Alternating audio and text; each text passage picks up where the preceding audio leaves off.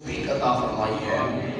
دعا کیجیے کہ خزانہ عالم ہماری حاضری کو اپنی بارگاہ میں قبول فرمائے اور ہمارے صغائر کبائر گناہوں کو میرا پاک پروردگار اپنے محبوب کریم کا صدقہ معاف فرمائے۔ آمین۔ بے حد و بے حساب حمد و ثنا میرے پاک پروردگار کے لیے، اور بے حد و بے حساب درود و سلام نبی اور آل نبی اور اصحاب نبی پر۔ اللہ کریم ہماری اس حاضری کو بھی ان عظیم نفس قدسیہ کی بارگاہ میں قبول اور منظور فرمائے۔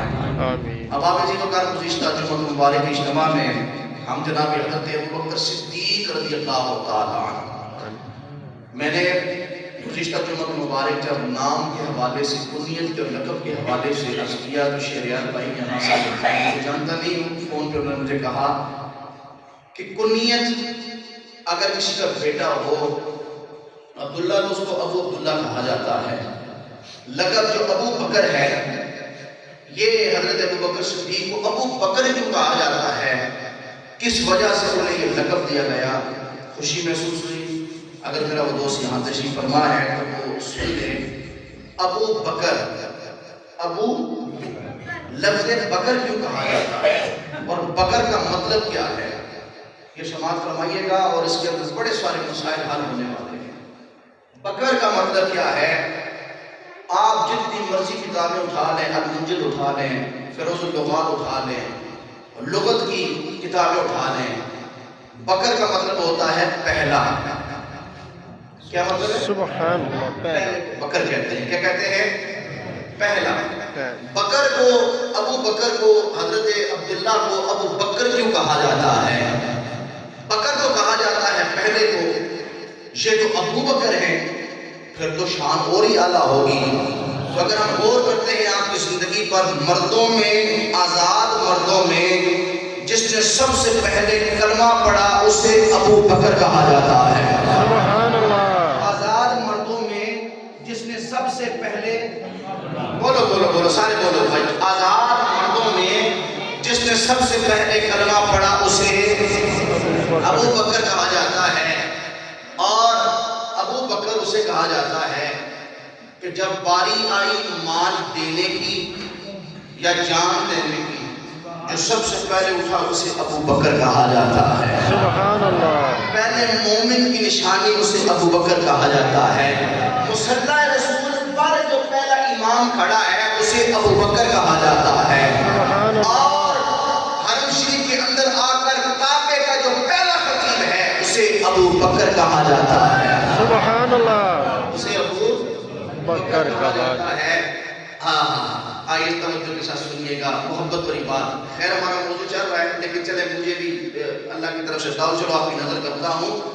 کافی دن ہو گئے، کافی عرصہ گزر گیا، آقا حضور کے ساتھ ابو بکر صدیق نے جب ہجرت کی اور آپ مدینہ پاک آ گئے، کافی عرصہ گزر گیا۔ سارے صحابہ کے دل میں تھا، ہاں کب مکے دوبارہ جائے، کب خانہ کعبہ دیکھیں، کب خانہ، صحابہ آپس میں باتیں کر رہے ہو، تڑپ رہے۔ آگے کریم نے ارشاد فرمایا کپڑے بدلو۔ آقا نے کیا فرمایا؟ جڑے بیٹھے ہو بولو بھائی، کپڑے بدلو، ہم نے مکے جانا ہے۔ جس نے سب سے پہلے کپڑے بدلے اسے بھی ابو بکر کہا جاتا ہے۔ وہاں سے سارے صحابہ اپنے ساتھ سواریوں کو لے کر اور اپنے ساتھ قربانیوں کو لے کر کچھ جانور آپ ذبح کریں گے۔ حدیبیہ کے مقام پہ آئے، میں بات کو مختصر اور سمجھانے کی غرض سے کر رہا ہوں۔ مکے کی حکومت نے کہا جی کسی آگے نہیں جا سکتے، آگے نہیں جا سکتے۔ صحابہ کرام نے جب یہ دیکھا تو آقا حضور تشریف لائے۔ آقا حضور نے فرمایا آگے ایسے نہیں جانا، کپڑے لا دو، کپڑے۔ صحابہ آپس میں باتیں کرنے کے، حضور حضرت عمر فاروق کا کیا ہے، انہوں نے حضور حکم دے کرو، ہم اتنے عرصے کے بعد مکے آ رہے ہیں تو یہ ہمیں آگے جانا کیوں نہیں دیتے، ان کی ایسی کی تیسی ہمیں بھی اس طریقوں کرتے ہیں۔ آقا حضور نے فرمایا اے عمر تجھے غم میں تیری ماں روئے۔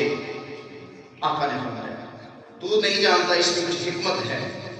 حضرت بکر صدیق رضی اللہ تعالیٰ اپنے خیمے میں ہیں، حضرت عمر فاروق کہتے ہیں چلے میں ان سے جا کے بات کرتا ہوں، کیونکہ ماں ہوتا ہے نا کہ میں حضور نہ گل کرسا، میں حضور کی بنا لسا، میں حضور نہ گل کرسا۔ آپ آئے تو حضرت بکر صدیق نے کپڑے اتار دیے جو پہن کے آئے تھے۔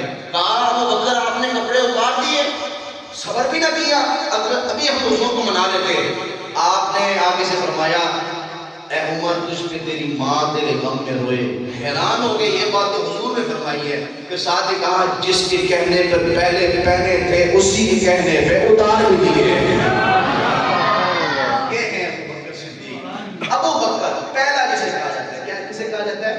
پہلا بکر جسے کہا جاتا ہے. دوسرا ایک اور بات سنیے, دو ہستیاں, یہ سن لیجیے سارے احباب, اور میں بڑی ذمہ داری کے ساتھ عرض کرتا ہوں, میں اتنے میں نسل نہ بتانا اتنے دو ہستیاں جو جہالت کے عالم میں بھی جنہوں نے کفر نہ کیا نہ کسی زندگی کے قریب گئے. ایک ہستی ابو بکر صدیق ہے اور دوسری علی المرتضیٰ شیر خدا ہے. علی المرتضیٰ شیر خدا جو پھلے رسول اللہ کے ہاتھ میں, وہ شام کو بڑی ڈالی. ابو بکر صدیق آپ نے زمانہ جہالیت کے اندر بھی کبھی بتوں کی پوجا نہیں کی. ابو بکر صدیق نے کبھی شراب نہیں کی.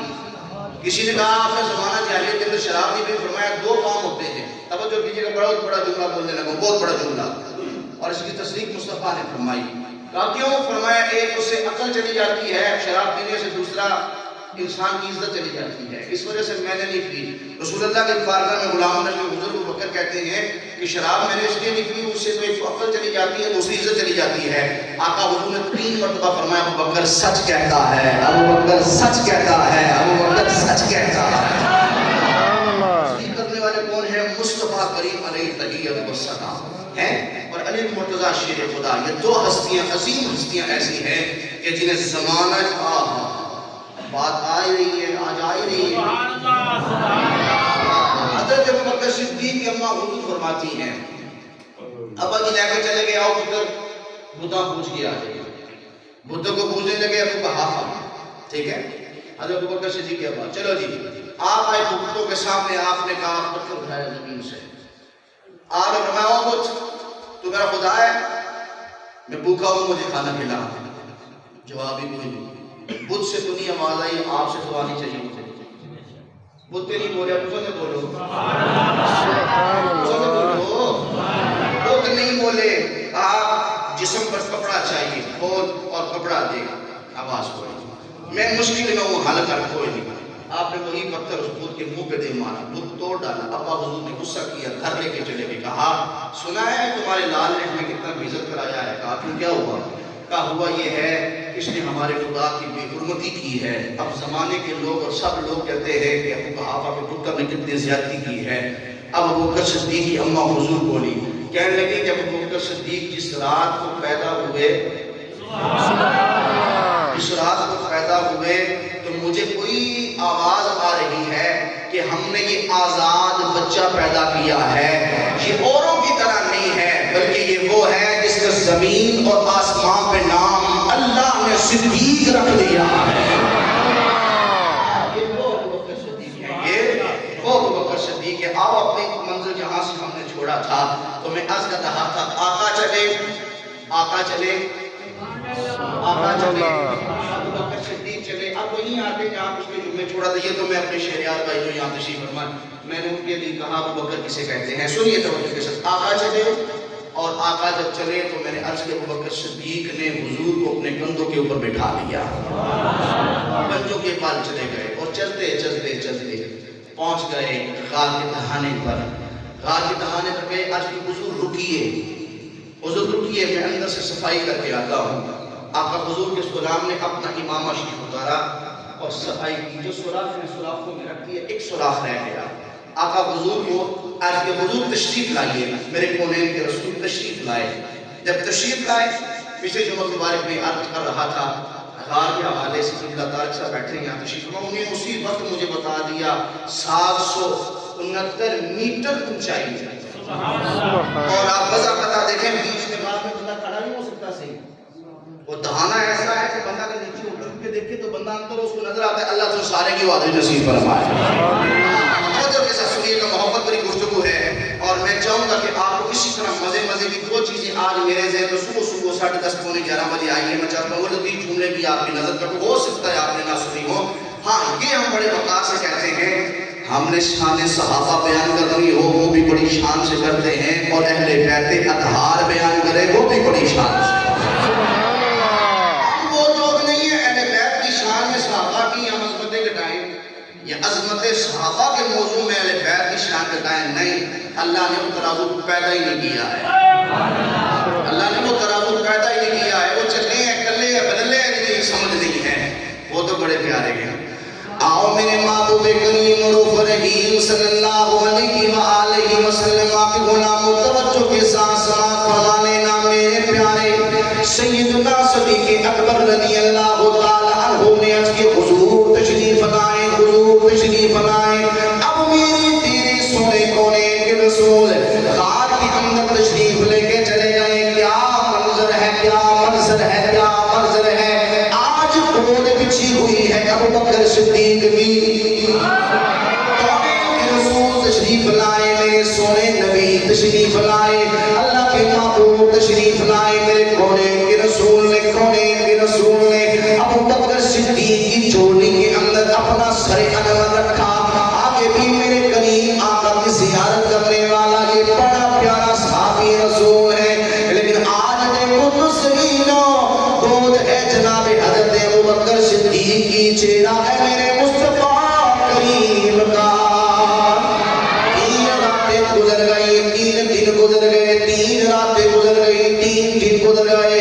اس سے پہلے میں عرض کرنا چاہتا ہوں، جب لوگ تلاش میں آ گئے، کسی نے کہا، کسی نے قدموں کے نشان کو دیکھا، وہ سارے کافر آپ کا پتہ کرتے کرتے غار کے دہانے پہ آ گئے۔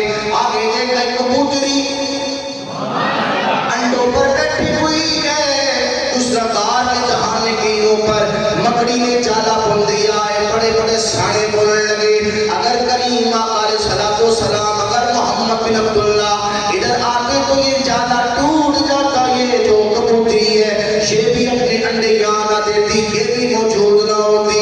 المختصر المختصر میرے پیارے محبوب علیہ الصلوۃ والسلام کے غلاموں، جب وہ کھڑے باتیں کر رہے ہیں، ابو بکر صدیق کا دل دھڑک رہا ہے، بڑی پریشانی کے عالم میں، بڑی پریشانی کے عالم میں، بڑی پریشانی کے عالم میں، توجہ، بڑی پریشانی کے عالم میں، اگر انہوں نے دیکھ لیا تو کیا ہو جائے گا؟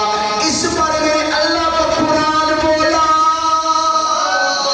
میرے اللہ کا قرآن کہتا ہے کہ اللہ نے فرمایا اس شکور لصاحبہ لا تحزن ان اللہ معنا۔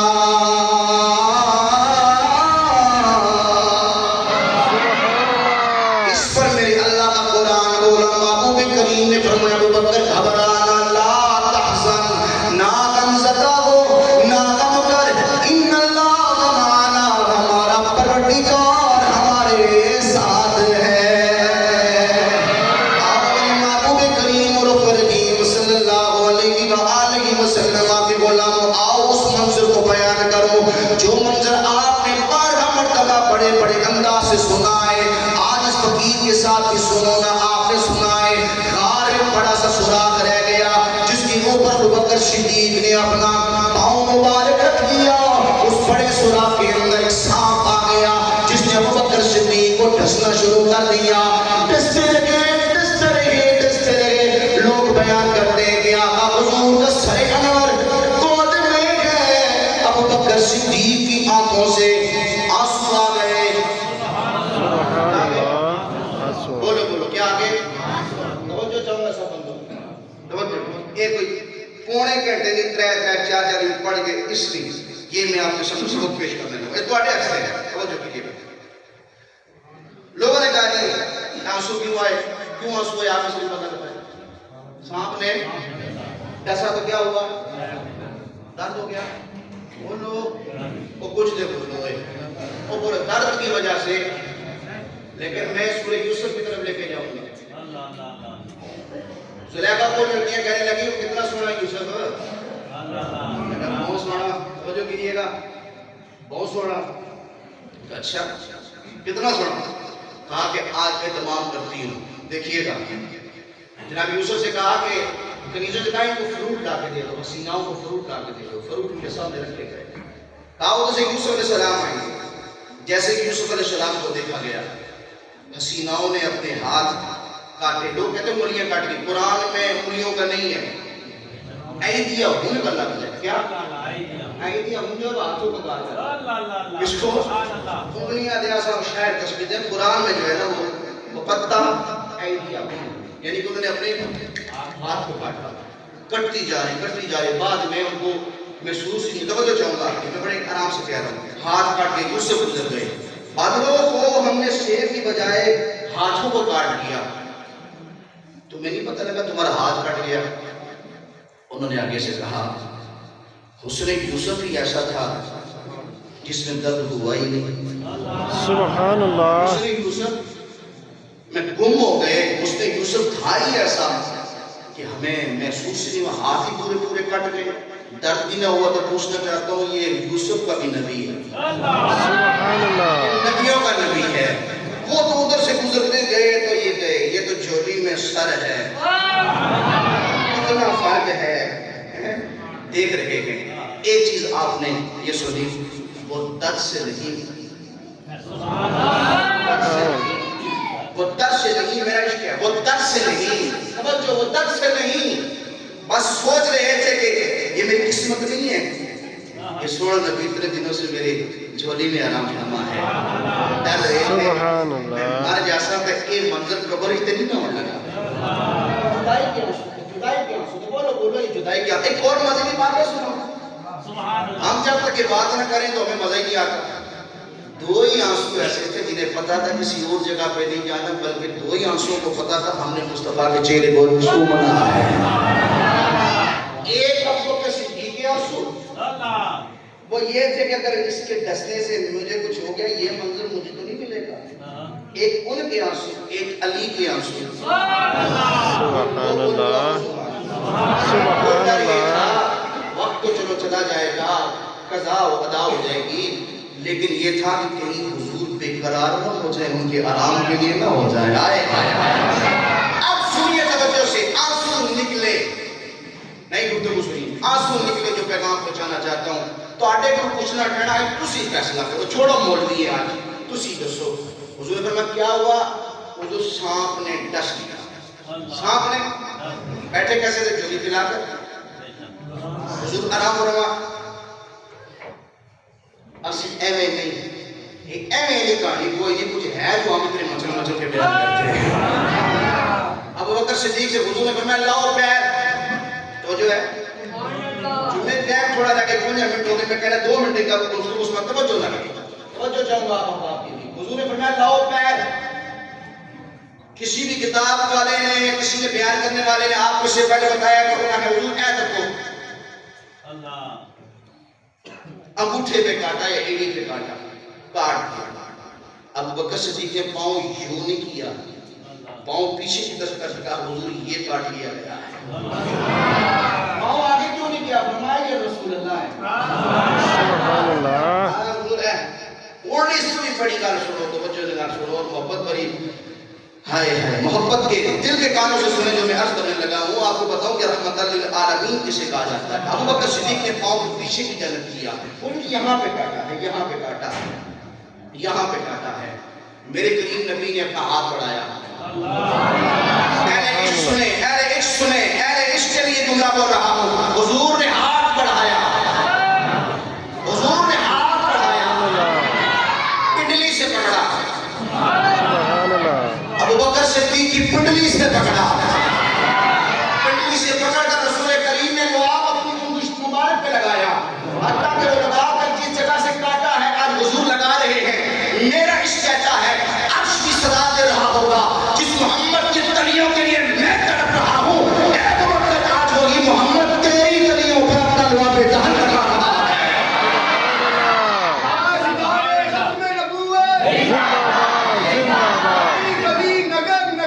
ابو بکر، ابو بکر، ابو بکر، ابو بکر،